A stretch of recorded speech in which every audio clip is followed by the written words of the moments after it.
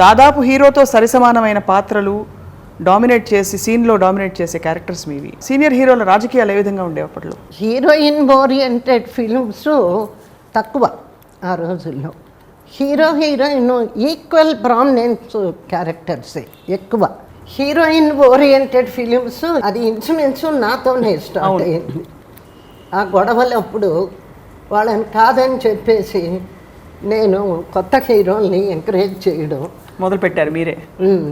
అప్పుడేమైంది, ఇక జమున మీదే మనం సబ్జెక్ట్ రన్ చేయొచ్చు, ఒక జమునతో సినిమా ఆడుతుంది 100 days అన్న లెవెల్ వచ్చేసింది ఇండస్ట్రీలో. అప్పట్లో మీకు ఒక ప్రముఖ హీరోకి మధ్య చిన్న గొడవ అయింది అని అంటూ ఉంటారు.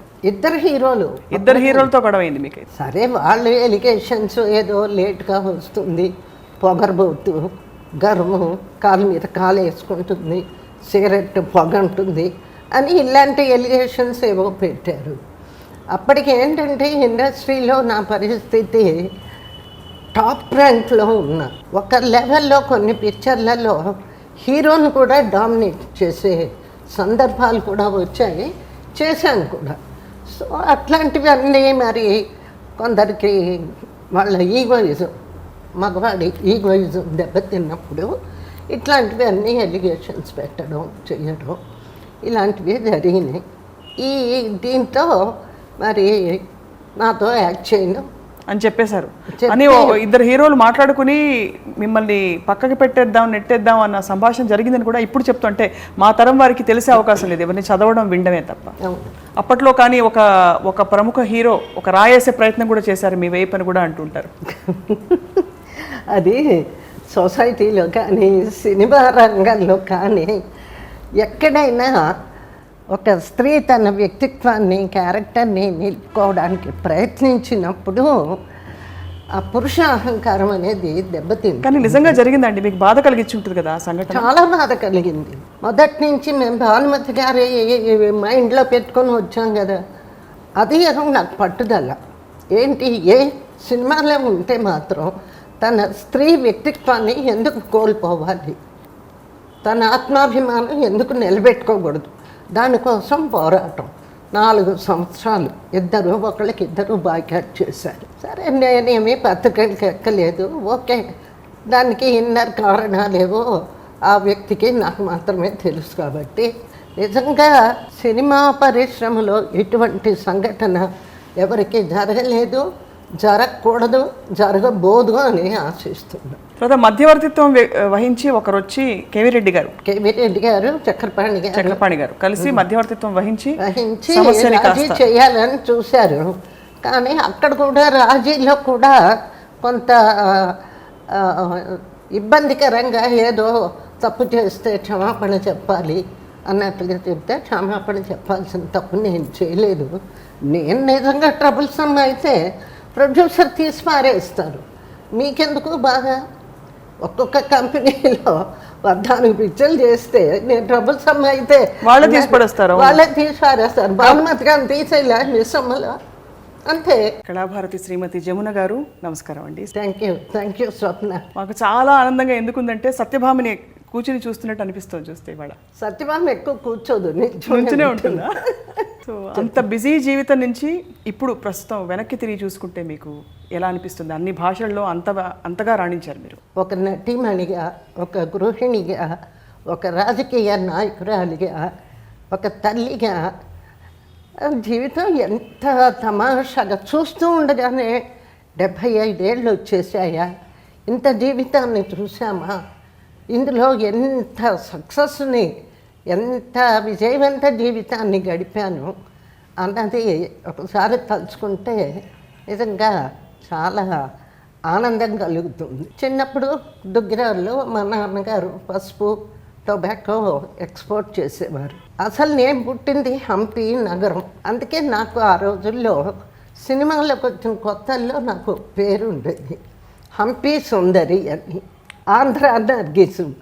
పుట్టిల్లు చిత్రంలో ఉన్నప్పుడు 15 ఏళ్ళు ఉంటాయి నాకు. I'm the youngest heroine those as a heroine first పిక్చర్లో. అప్పుడు బాగా సన్నగా పొడుగు ఫేసు, ముక్కు కూడా సన్నగా కనిపించేది. దాంతో ఆంధ్ర నగీస్ అనేవాళ్ళు. చిన్నతనం నుంచి లలిత కళలు, డాన్సులు, పాటలు ఇవన్నీ చిన్నప్పటి నుంచి ఉందన్నమాట.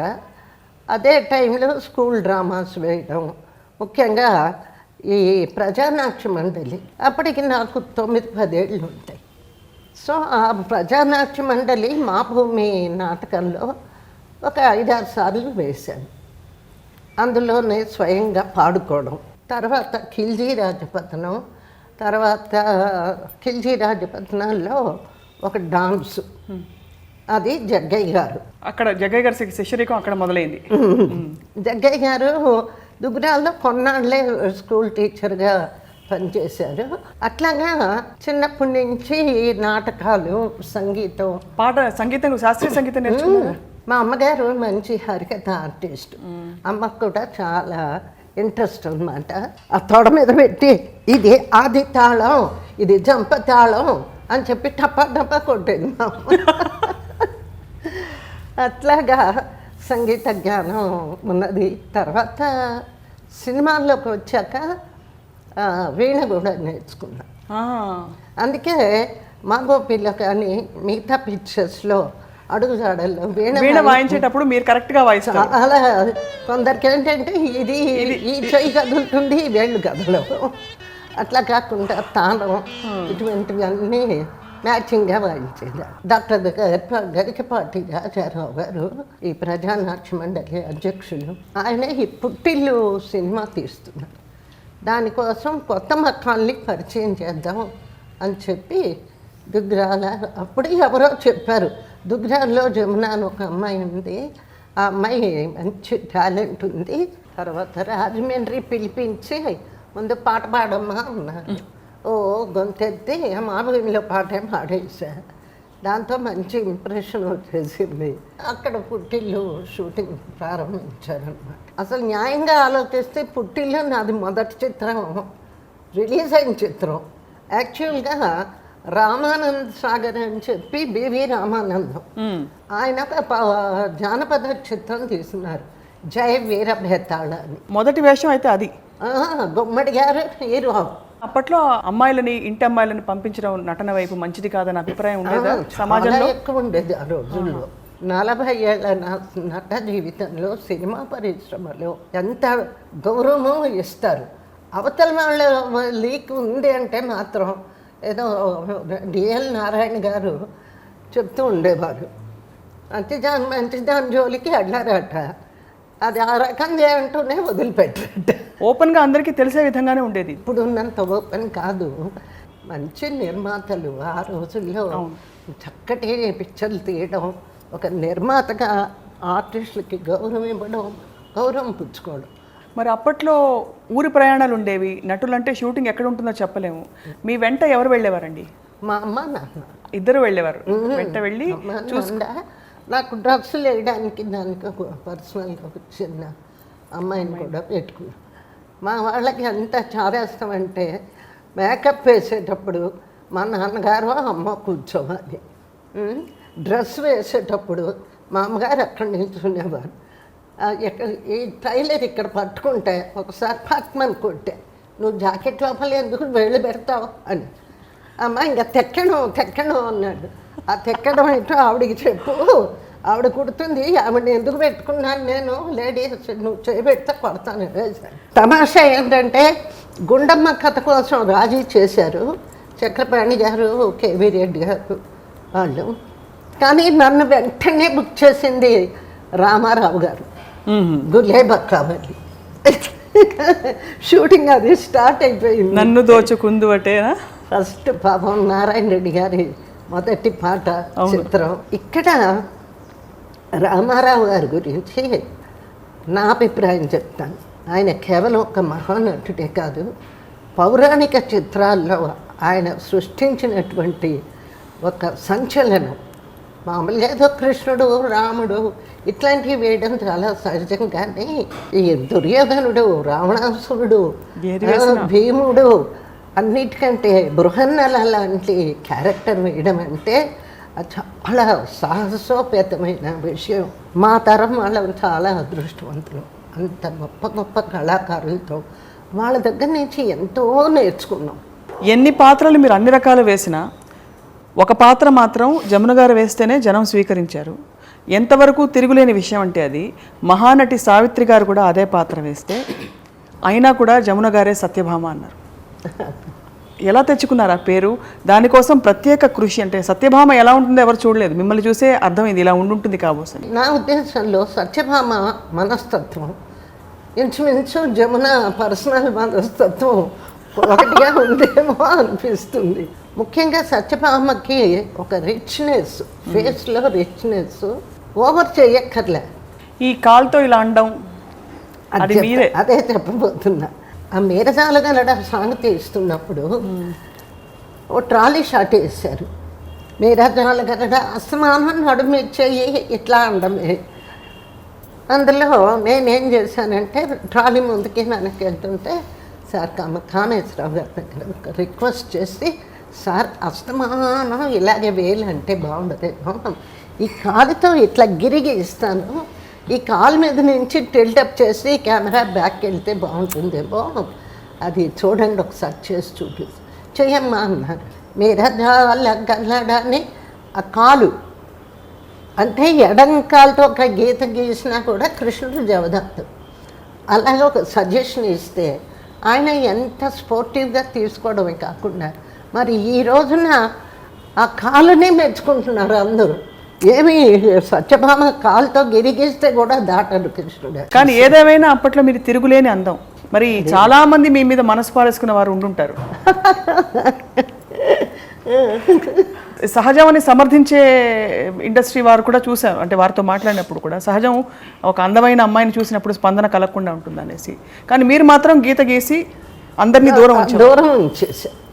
ఉంటుంది ప్రతి ఇప్పుడు ఆ గ్లామర్ అనేది లేకపోతే డ్రీమ్ గర్ల్ కదా, అబ్బో జమున్ లాంటి పెళ్ళాం దొరికితే బాగుండే, అనుకునేవారు అందమైన అమ్మాయి దొరికితే బాగుండే అని.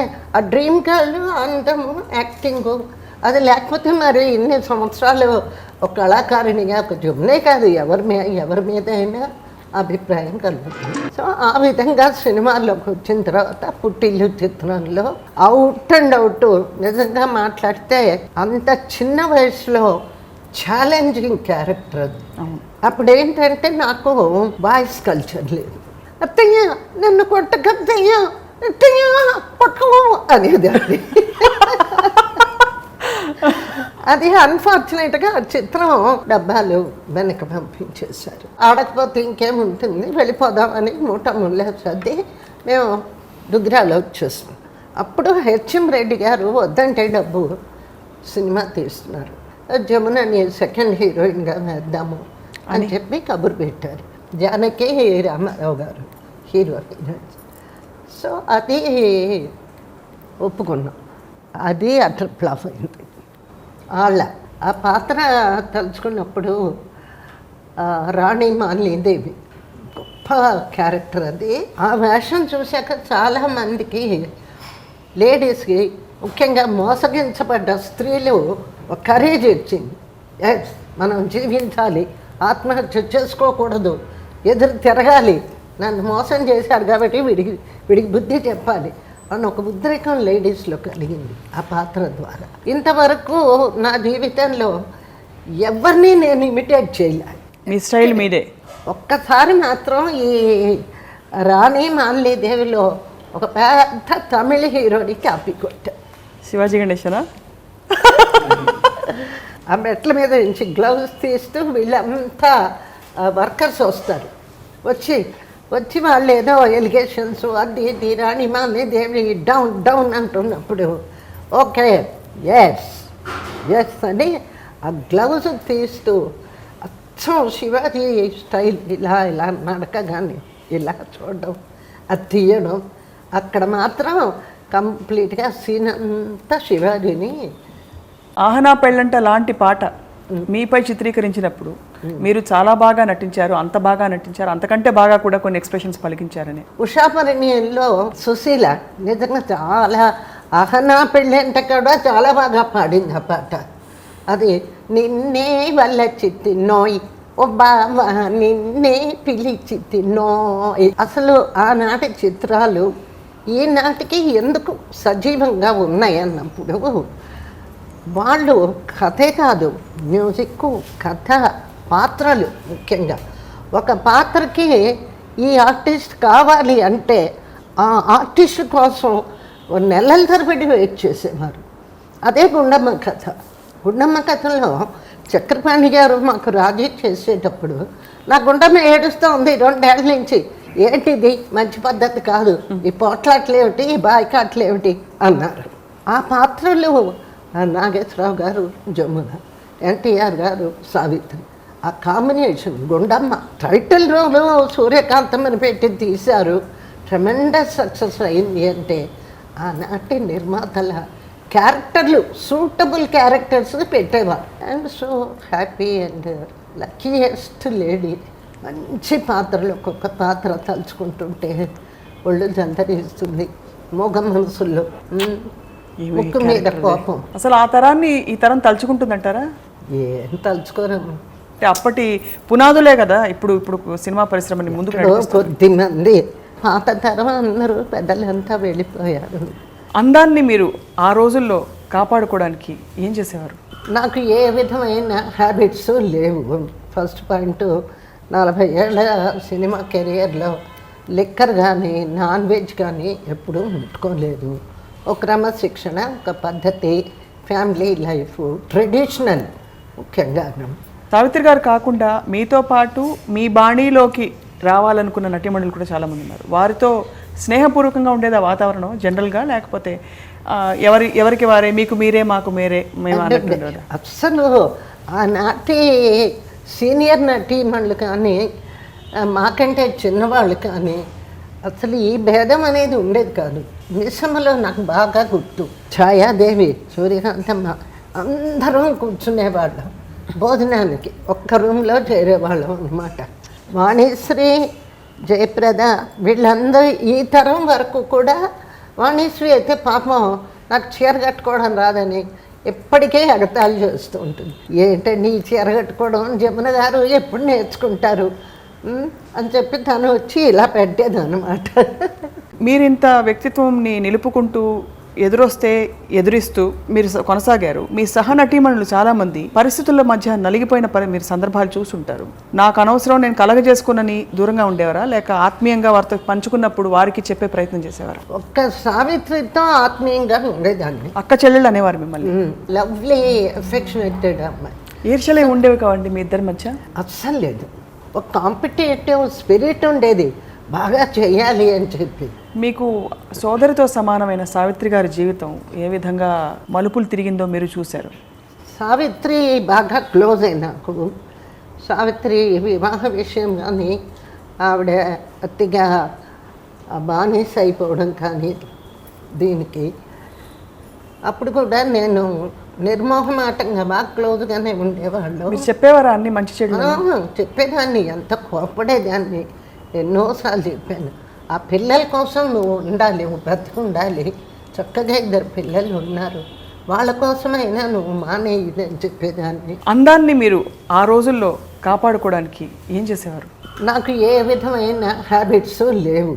ఫస్ట్ పాయింట్, 40 ఏళ్ళ సినిమా కెరియర్లో లిక్కర్ కానీ నాన్ వెజ్ కానీ ఎప్పుడూ ముట్టుకోలేదు. ఒక క్రమశిక్షణ, ఒక పద్ధతి, ఫ్యామిలీ లైఫ్, ట్రెడిషనల్ ముఖ్యంగా. సావిత్రి గారు కాకుండా మీతో పాటు మీ బాణీలోకి రావాలనుకున్న నటీమణులు కూడా చాలామంది ఉన్నారు. వారితో స్నేహపూర్వకంగా ఉండేది ఆ వాతావరణం జనరల్గా, లేకపోతే ఎవరికి వారే, మీకు మీరే మాకు మీరే మేము అన్నట్టు? అసలు ఆనాటి సీనియర్ నటీమణులు కానీ మాకంటే చిన్నవాళ్ళు కానీ అసలు ఈ భేదం అనేది ఉండేది కాదు. మిశ్రమలో నాకు బాగా గుర్తు, ఛాయాదేవి, సూర్యకాంతమ్మ అందరం కూర్చునేవాళ్ళం భోజనానికి. ఒక్క రూమ్లో చేరేవాళ్ళం అన్నమాట. వాణిశ్రీ, జయప్రద వీళ్ళందరూ ఈ తరం వరకు కూడా. వాణిశ్రీ అయితే పాపం నాకు చీర కట్టుకోవడం రాదని ఎప్పటికే ఎగతాళి చేస్తూ ఉంటుంది. ఏంటండి ఈ చీర కట్టుకోవడం, జమున గారు ఎప్పుడు నేర్చుకుంటారు అని చెప్పి తను వచ్చి ఇలా పెట్టేది అన్నమాట. ఇప్పటికీ అంజలి గారు, కృష్ణకుమారి, జానకి గారు, తర్వాత సుశీల అందరం కూడా పుట్టపర్తిలో కలుస్తాం. స్వామి బర్త్డేకి. అసలు ఎంత ఆప్యాయత. సరోజాదేవి, బెంగళూరు నుంచి సరోజాదేవి వస్తుంది. ఒకరోజు అయితే 2 ఏళ్ల కిందట జానక్ గారి ఇంట్లో డిన్నరు. ఆమె అందరికీ వంట చేసి పెట్టింది. ఆమె చేతి వంట తిని రాత్రి 12 గంటల దగ్గర 12 గంటల దాకా సరోజాదేవి, అంజలి గారు, నేను, అంజలి గారు కోడలు సుశీల, దాదాపు 6 మంది సరోజాదేవి కూర్చొని ఆ కబుర్లు, ఆప్యాయత, ప్రేమ, ఏవి కబుర్లు, ఎంత నవ్వులు, ఆ గతమంతా, ఆనాటి షూటింగ్లు, ఆనాటి పద్ధతులు, ఒక నిజంగా అన్ఫర్గెటబుల్ ఇదన్నమాట. ఆ రోజున కథ తీసుకున్నప్పుడు హీరో, హీరోయిన్, విలను, వ్యాంపు, ప్రత్యేకంగా ఒక పాత్ర, ఆ జయమాలిని, ఆ జ్యోతిలక్ష్మి, అట్లాంటి వాళ్ళని ప్రత్యేకంగా ఒక పాట పెట్టేవారు. ఇవాళ దురదృష్టం ఏమిటంటే హీరోయిన్లే వ్యాంప క్యారెక్టర్లు వేసేస్తారు. అందుకే వాళ్ళందరూ రిటైర్ అయిపోయారు. మీ వారు ఎంతవరకు ప్రోత్సహించారు? సినిమా తారల్లో ఈ తరం పెళ్ళి అవ్వడం, పాప పుట్టడం అన్నది డిస్క్వాలిఫికేషన్. పెళ్ళయిందంటే కెరీర్ అయిపోయినట్టు. మీకు సాధ్యమైందని చెప్పారు.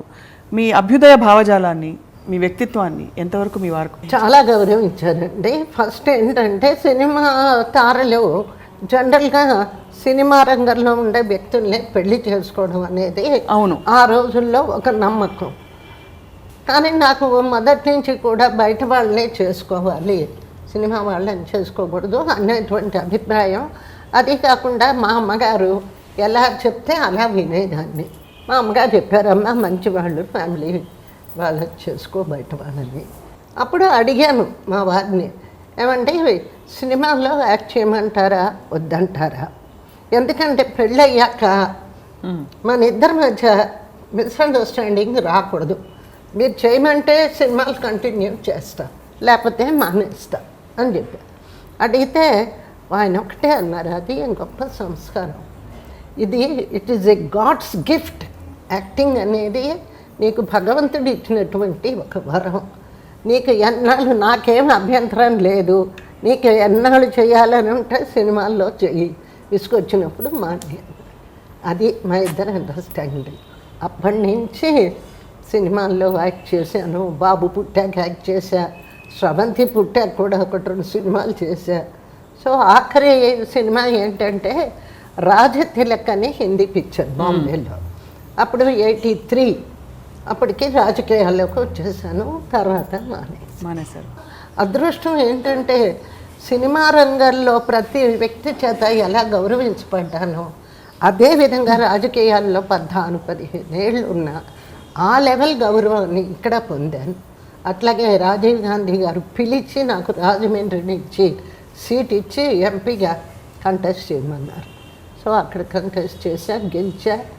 తర్వాత మామూలుగా రాజకీయాల్లో వెన్నుపోటు వ్యవహారాలు ఉంటాయి కాబట్టి ఓడిపోయాం. శుభ్రంగా వచ్చి ఇప్పుడు రాజకీయాలు గుడ్ బై కొట్టేసి హాయిగా మనవాళ్ళని చూసుకుంటూ పాత సినిమాలని గుర్తు చేసి ఇది జీవితం. జమున గారు, మీరు పాడిన పాట సాక్షి ప్రేక్షకుల కోసం ఒకసారి పాడి వినిపిస్తారా? పెళ్ళివారమండి మేము, పెళ్ళివారమండి,